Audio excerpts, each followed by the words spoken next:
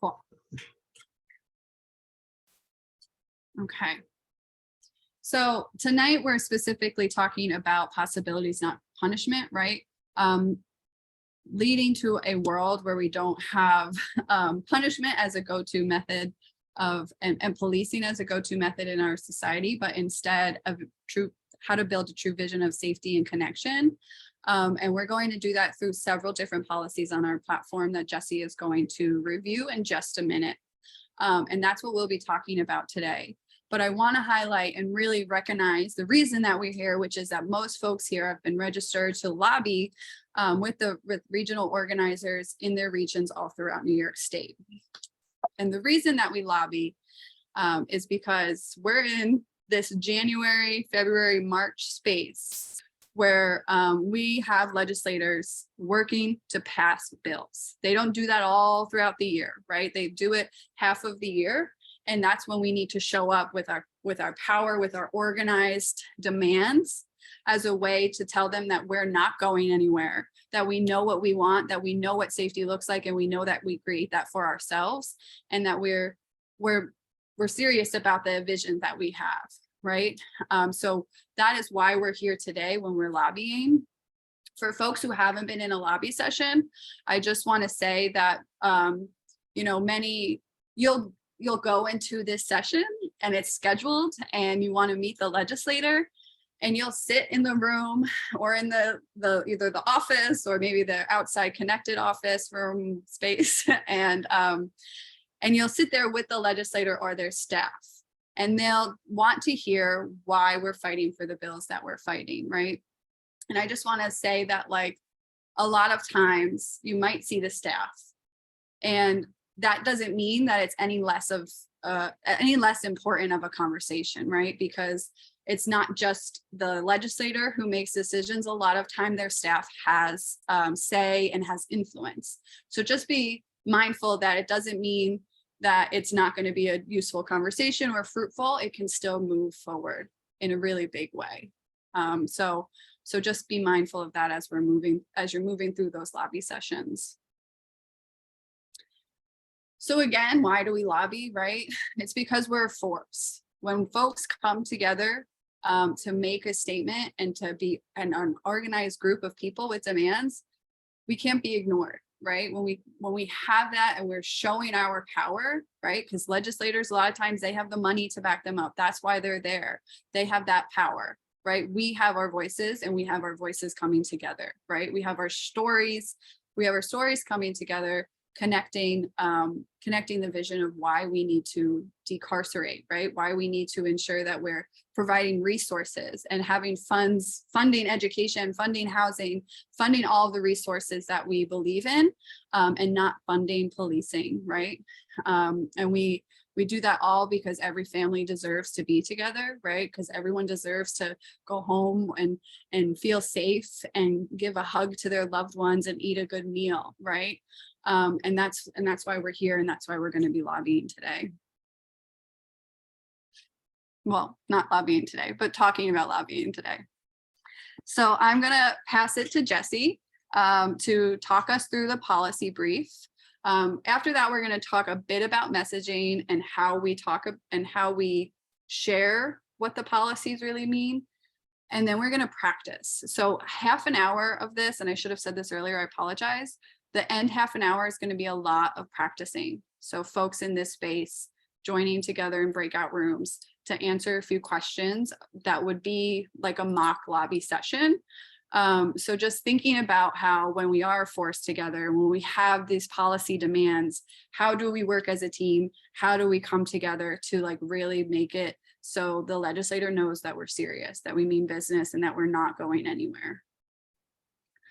So with that, I'll pass it to Jesse to bring us through the policies and the landscape. Okay. Hi, everyone. I'm Jessie. Use she, her pronouns. And like Sam said, I'm the statewide organizer for ending mass incarceration. And I'm based in Brooklyn, but I grew up in Rockland County, outside New York City. And just to highlight what Sam said about the practice, like, because this is a teach-in, the practice is really the most important part. And the recording will stop during those, just so people have a chance to like be themselves, because I know sometimes people drop off if they think they're being recorded in smaller groups. So just don't leave. The practice is really important. Okay, so getting into the bills, we have 3 campaigns that we're supporting this year for this issue. The first campaign that's listed here is the 13th Forward campaign, and that name came about because of the slavery exception that the 13th Amendment created, which is that abolish slavery as punishment for a crime, except abolish slavery except as punishment for a crime. And so that's where the name comes from. And that campaign has 2 bills in it. One is called the No Slavery in New York Act, which is a constitutional amendment that amends our state constitution to abolish slavery without exception.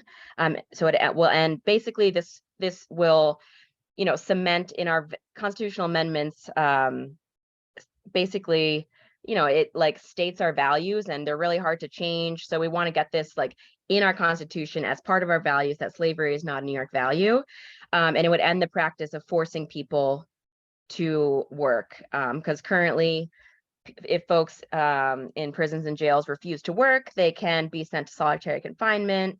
They can lose privileges like seeing their family or communicating with their family or friends. And they can also lose good time credits, which if you which those can potentially reduce your sentence. So those could be eliminated if you refuse to work. So that's the first bill. It's pretty simple. It's a constitutional amendment, so it's a process to pass it. We have to pass it in 2 different legislative sessions, and then it goes to the voters. So we're trying to pass it for the first time this year. And then the second bill in the 13th Forward campaign is the Fairness and Opportunity for Incarcerated Workers Act. And that one really changed the material conditions. So we're kind of like leading with the constitutional amendment and trying to get folks to agree that slavery is not a New York value. And then once they agree to that, we're like, okay, well, now let's actually change the conditions so they're not slave-like, which means raising wages. Because the current range for wages is 10 cents to 65 cents an hour for incarcerated workers. And we have written in our bill that folks would get minimum wage, and the campaign believes that work is work regardless of where it's performed, and that the value of the labor is not tied to your location, be it in prison or on the outside. So that's our messaging, and that's what we're going with. And the other part of this bill would redo the occupational training programs that are available inside, because right now we've heard a lot of feedback from folks inside and formerly incarcerated folks and impacted people that the training programs aren't very helpful for getting employment upon release. And a big mission of this campaign is to provide more pathways to employment post-release.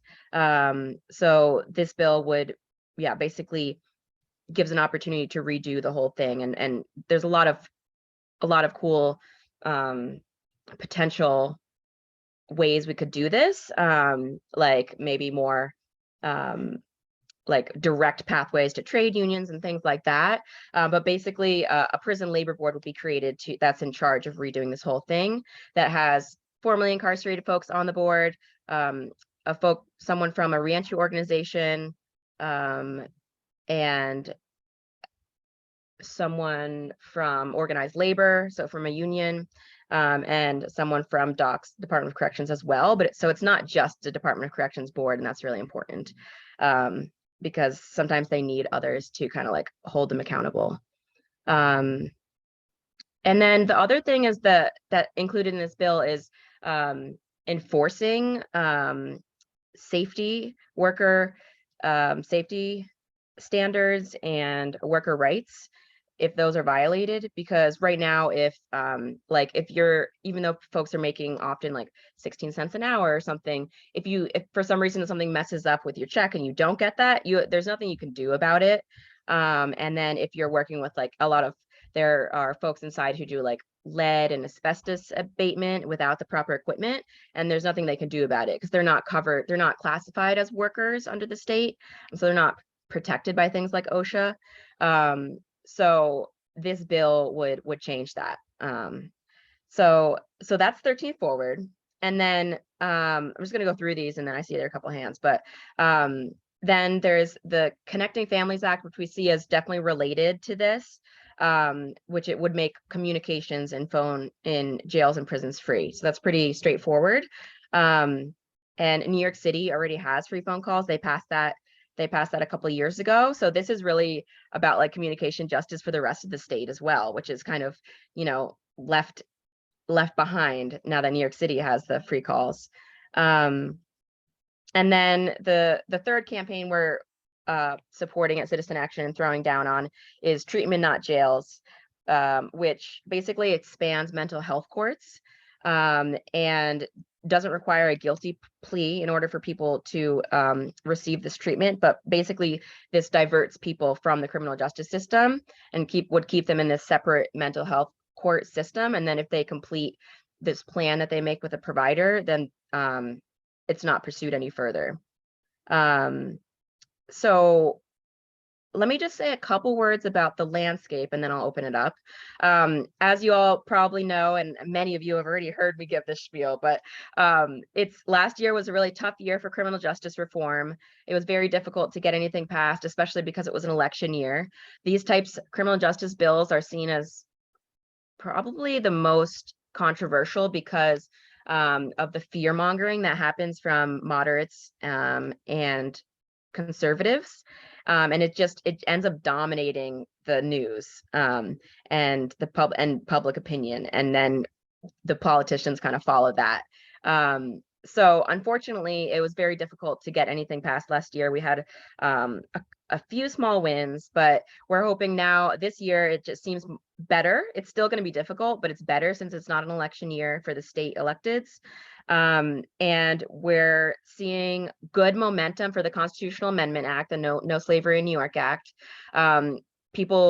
Legislators seem like it's kind of like a no-brainer to them, and they don't want to be seen as, Alabama.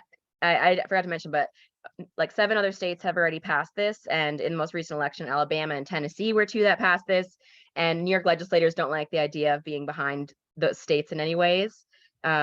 So it feels even like more moderate Democrats that we've talked to, we've had positive conversations with. And so there's a good chance that we could pass this year. And we really do need a win in criminal justice. Like we need some wins this year, to kind of like exercise our power.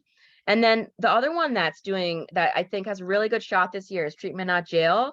There's been a lot of talk. I mean, if you all have been following the news in the last couple of months, there's been a lot of talk around mental health and what to do if someone's experiencing a mental health crisis. And I know that maybe they don't necessarily have like the approach that we align with, but I know Mayor Eric Adams in New York City, has proposed some really harsh treatment of these folks and kind of criminalizing mental health, which is not the approach that Treatment Not Jail has. But it's just really, people want to do something about it.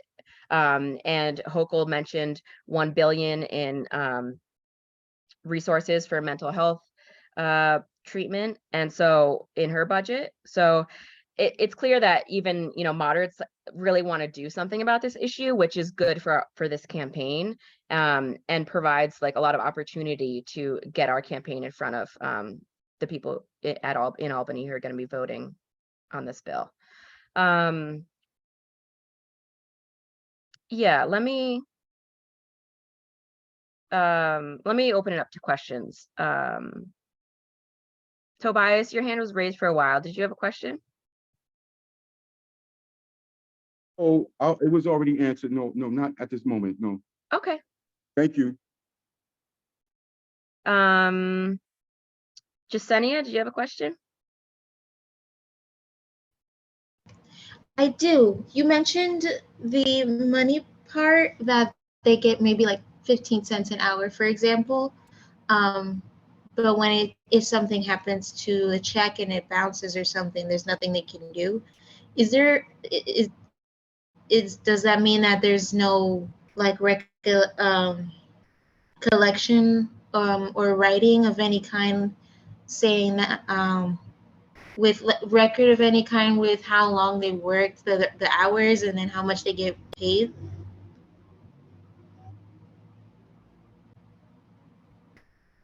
There is. They're right, because folks, incarcerated workers are not classified as workers. They just have very limited rights. And so there is potential. So I just don't know what grounds they have to stand on to sue, because they don't have worker rights right now.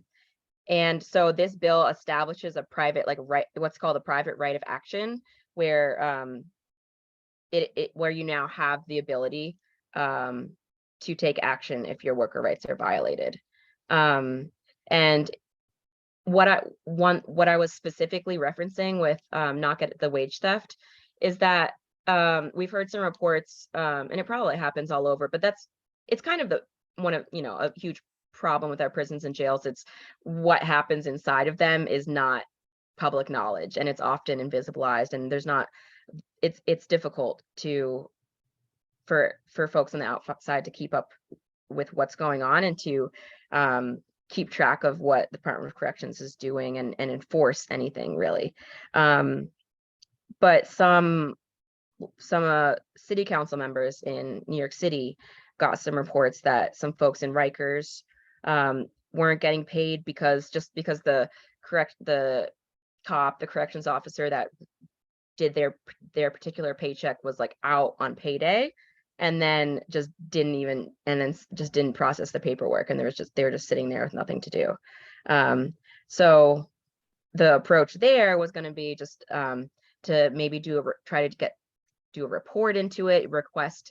So that's more of like the avenue that's available to us now, is to request as much documents, do a public information request as much information as we can, and try to like shed light on this and put like political pressure. But if we pass these bills, there would be a lot more we could do to enforce things like that.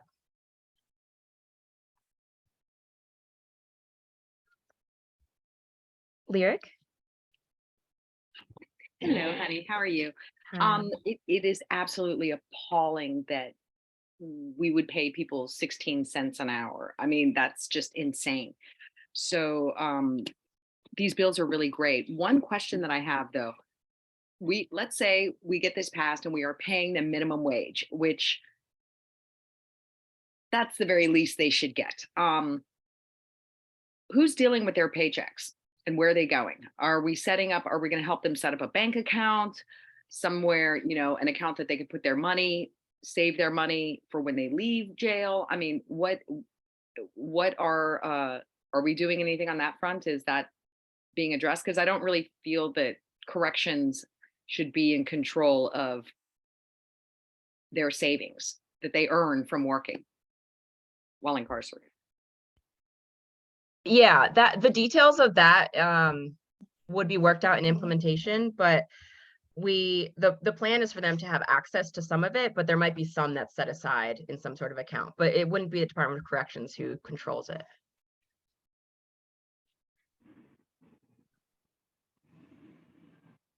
Summer? Hi, I just missed a little something you said and I want to check. Did you say that in New York City, they already have free phone calls?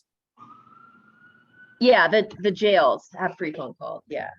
The jails do. Okay, thank you. I mean, I don't think there's a prison in New York City, but yeah, it's the jail system, the whole jail system is free. Yeah. There was also a question, Jesse, just to clarify, what again was the $1 billion for? It was for all, I believe, mental health services. And she broke it down in her budget. And I can share document, or I can give it to you if you want to, if you're going to email people out after this. So there's some good stuff, but the parts of our bill that are really important, we really want to get her on board with, which is the not requiring a guilty plea in order to get treatment, which, yeah, is really important for certain groups. And it's shown that coercion-based treatment is less effective when you force people to get treatment rather than it being voluntary. So that's the model. Hello? Yeah. Hello? Oh, yeah, this is Tobias, once again. What about the corporations like Corecraft and other industries that actually supply products and services to the corporation of Department of Corrections? Them are basically making soap, chairs, lockers, and etc. And a lot of the prisoners actually do slave mandatory work in them particular vocational and academic programming inside the penitentiary.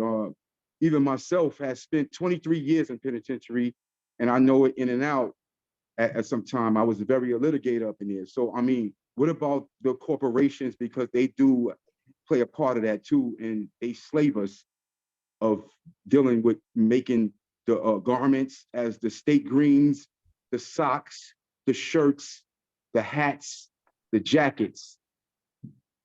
And they actually pay them even more, like 50, it's slave labor, basically.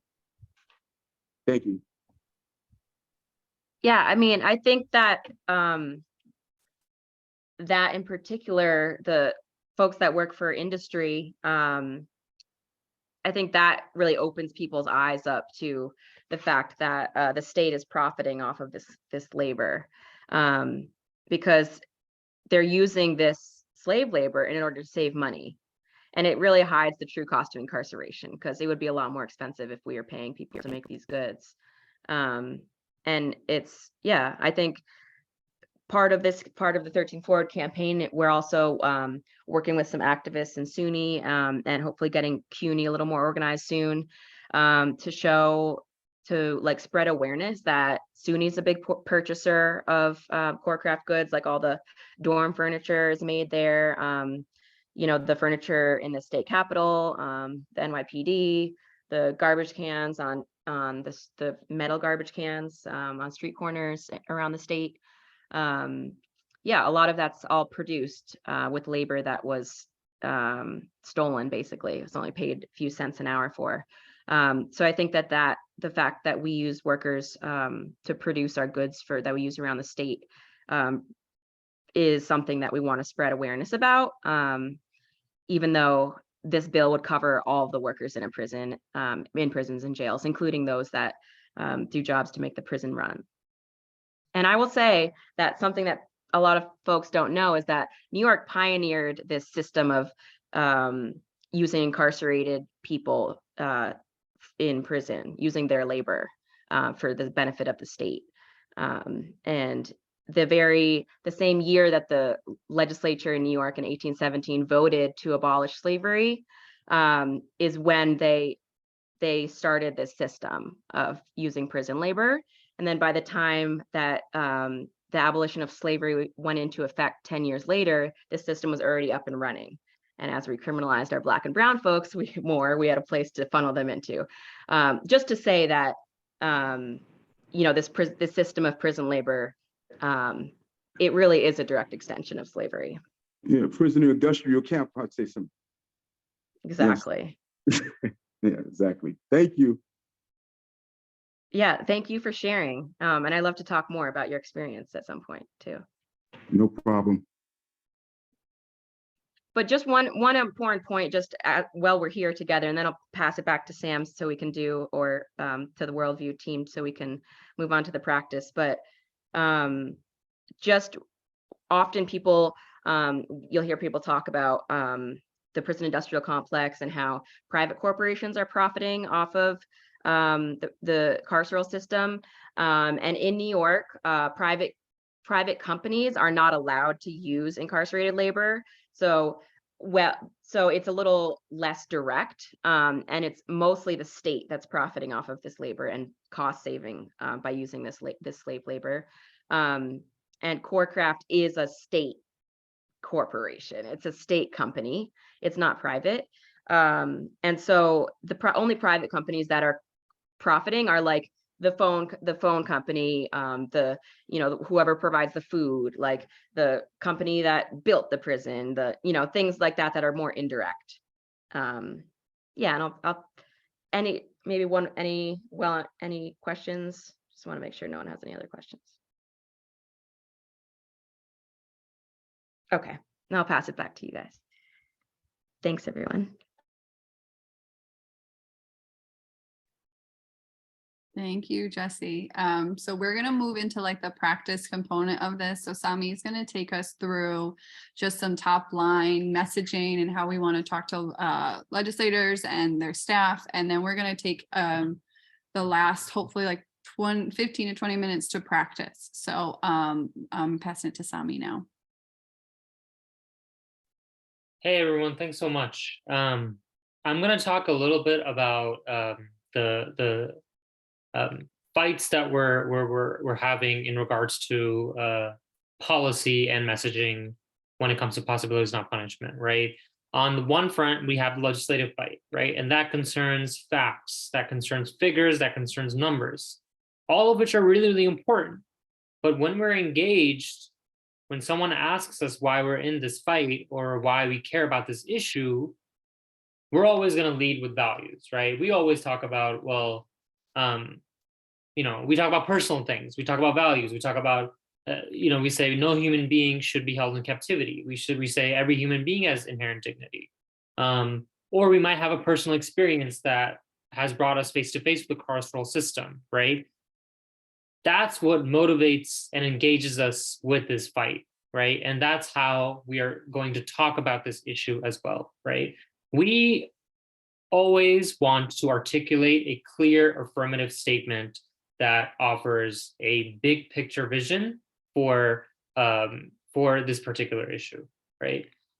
So we're basically telling a story, right? We tell a story about the possibilities and the basis from which all of this messaging and communications work is built, right? It can be one continuous narrative, it can be one continuous story, or it can be used independently, right? And it's super important to always lead with values, right? And if there's one thing you take from this messaging practice, it should be that you always lead with values. And so some of them that I'll just talk about is that every human being has inherent dignity, right? Including those people who cause harm, they're worthy of healing and love, right?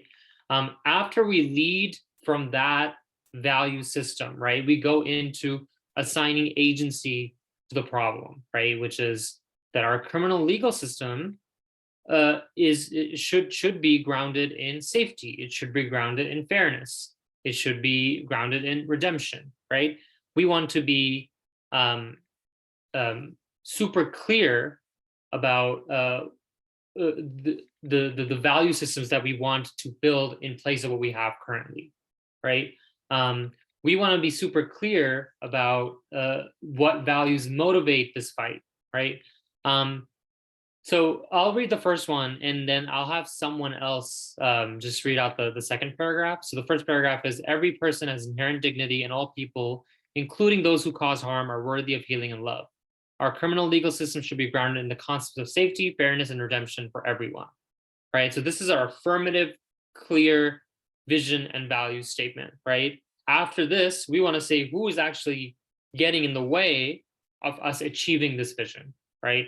So can I have a volunteer who can read the second paragraph?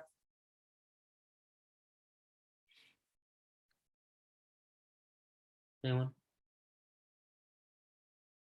Sure, I will. Oh, okay. This summer. Welcome. Some fear-mongering elected officials and their big money backers are keeping our communities trapped in a carceral complex that perpetuates harm. It takes money from communities, separates families, and affects people's economic well-being and mental health, resulting in multi-generational harm. Thank you so much, Summer. So what's important to notice in that is that we're leading with values, and then we're talking about who is actually causing this problem, right? We know that there are elected officials that are fear-mongering about public safety, and we know that there are people who have vested interests, who have financial interests in keeping our communities trapped in this system, right? And so then we go on into what we want to build, right? And we want to envision a world that recognizes what we talked about in the first paragraph, which is there is inherent dignity, that everyone is worthy of healing and love, and that our criminal legal system should be built on specific concepts, specific values, right? And then we can go on into our actual legislative package, right? Which is passing no more slavery in New York and fairness and opportunity for incarcerated workers, passing connected families, passing treatment, not jails, right? When you couch this legislation in values, it is much more effective and people recognize what it's doing, right?